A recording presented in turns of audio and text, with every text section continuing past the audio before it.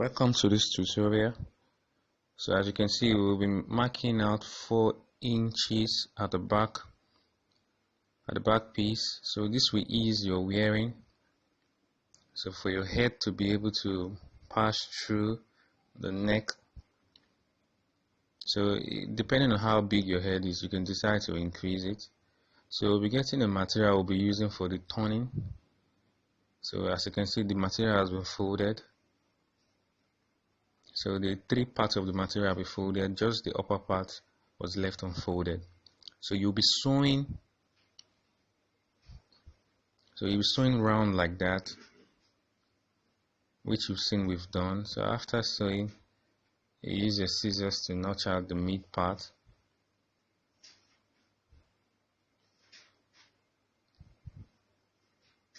So if you notch the mid part, you also notch it sideways too.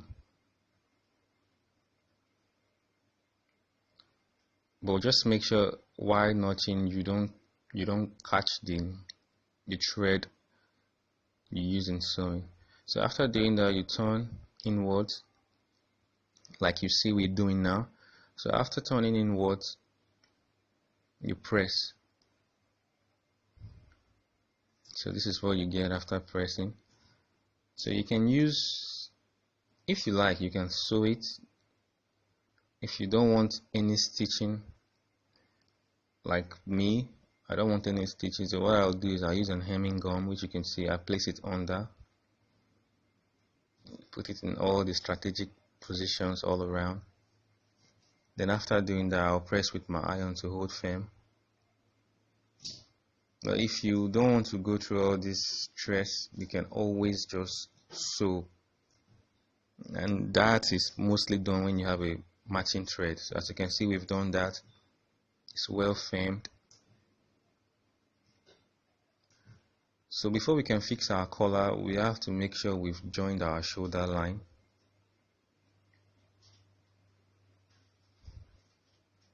So while cutting the collar, I took 3 inches wide, 3 inches down when cutting.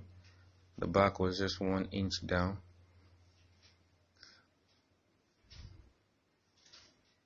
So I'll be sewing the shoulder line. So after we sew the shoulder line, we'll go straight to the fixing of the collar. I just wanted to show you the preparation of everything before we jumped into the making of the collar.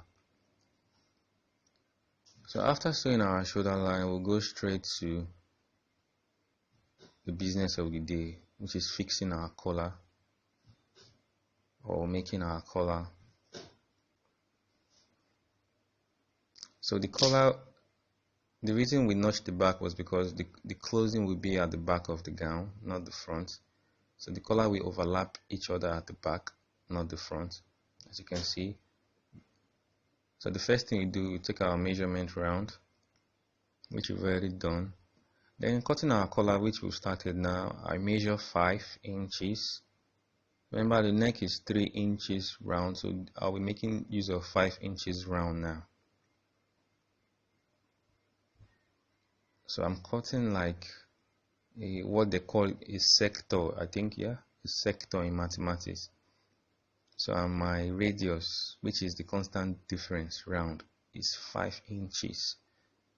So I'll be using my pencil to chalk out the 5 inches round. So as you can see, everything from the center point is 5 inches all round. Now there is no how would I put a standard for this. You can use 6 inches, but what you just have to know is the smaller the radius, the better the curve. Now I'm using 5 inches because I'm very sure after I finish using 5 inches, my curve will be better and it will be a little bit longer than what I have there because I need it to overlap. If you want it to be even more longer, you can use 6 inches, but your curve will not bend inwards as better as it would with 5 inches. With 4 inches, it will bend inwards, but there's no guarantee that it will be longer than the neck as much as you want it to. So I'm taking extra 1 inch above my sector and I'll be taking that 1 inch constant all through.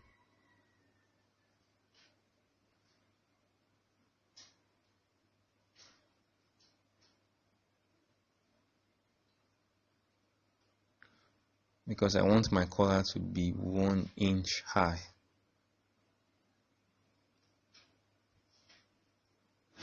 So my collar now is 1 inch high. So as you can see, I'm not using any curve or anything. I'm just using free hand. If you want it, because most people will use curve and it won't even be as straight as what we have here. The most important thing is just to understand what you're doing. So the next thing I'll be doing is to cut it out. And the stay you use is just depending on how firm you like what you put on your neck to be. Me, I don't like whatever I put on my neck to be too strong.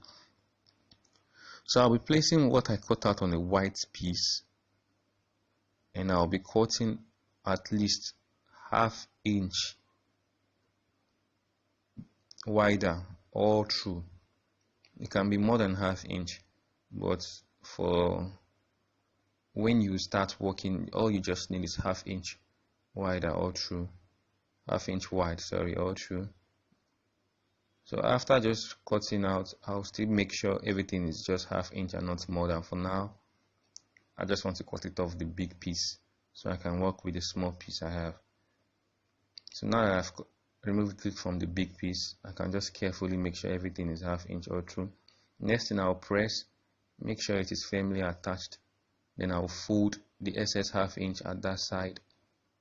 Then press also. If you have an hemming gum, you can use it to hold it down. So after holding it down, you can also sew it 1/2 inch. Just use 1/2 inch distance from the edge and sew it round. But I will not be doing that. But if you want, you can do that. So the next thing I'll be doing now is to place what I have gotten on the white piece again. And this time, I'll cut the inner size to be the same, which you can see I'm doing now, but the outer side would be 1/2 inch bigger.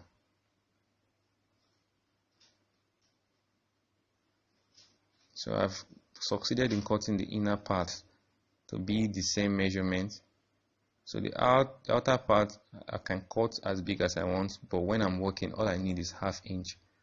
So initially I can cut it very big, but when I want to start working, I'll just make sure everything is 1/2 inch all round. So as you can see, it's a very straight and easy process. And please subscribe to the channel if you haven't. Click the like button if you find it helpful. So we'll be sewing. And please make sure you are putting the front to the front. So after sewing, you can see what we got. So after sewing, you notch. When you are notching, you make sure your notch doesn't touch the sewing line. So it makes it easier for you to bend, which you can see we've already started doing. So after bending, you use your pressing iron to make it stand firm.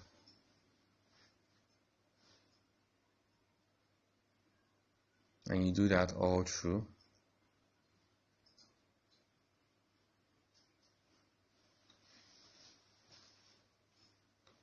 So as you can see, our shape is already coming out. So after doing that, everything is all well and good. So what we go here now is definitely going to be longer than the neck we cut out on the gown. So this is what we're getting to overlap each other at the back. Just make sure that you fold like this on one part and the other parts you used to overlap. So as you can see, I'm making sure the excesses is no more than 1/2 inch. If possible, the excesses can even be less than 1/2 inch. I'm saying that because when you sew that part and you're trying to use the other part to cover, then sew again, if it is more than 1/2 inch, it will not cover perfectly well. So after that, I fold my neck piece to get that center line. So that center line I got, I'll put it on the center line of the gown. As you can see, I always make sure my center line is always important when I'm sewing any cloth. Your center line is very important. So the center to the center, and I sew all through. So as you can see, the excesses are there. So you can trim this part because you need to fold one part inwards like that. You saw the way I folded it, right? So when you fold that part, the other part that will be overlapping, you will not fold that way. You fold differently. What you do is you first of all fold the inner part like this, then you fold the edge just ½ inch so that the excesses can be evident. That excesses is what will overlap the other part. So you fold the inner part ½ inch, fold the excesses, then you sew everything on top like that. So as you can see, that's what we'll be doing. So you fold the inner part by ½ inch, you fold the edge by half, then you close it up like that, and you sew it all through. So after sewing it all through, you get exactly that. So that is it. If you have your zigzag machine or your buttonhole machine, you can make your buttonhole on the longer part, then put your button smaller part, and everything will just be done. So thank you for watching, and please subscribe.